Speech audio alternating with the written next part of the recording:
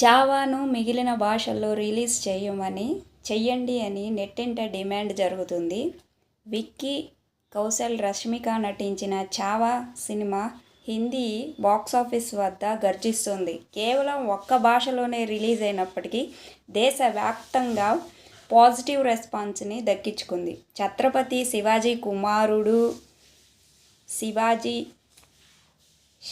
కుమారుడు అయిన సంభాజీ జీవిత చరిత్రని తెలుసుకునేందుకు థియేటర్లకు వెళ్లిన ప్రేక్షకులు కన్నీరు పెట్టుకుంటూ బయటకు వస్తున్నారు. ఈ సినిమాను తెలుగుతో పాటు ఇతర భాషల్లో రిలీజ్ చెయ్యాలని నెట్టింట డిమాండ్ నెలకొనింది. మీరు ఈ సినిమాను చూసారా? నిజంగా ఈ సినిమా చాలా అంటే చాలా బాగుందండి. ఈ సినిమా ప్రతి ఒక్కళ్ళు చూడాలి. ప్రతి ఇండియన్ ఈ సినిమాని చూడాలి.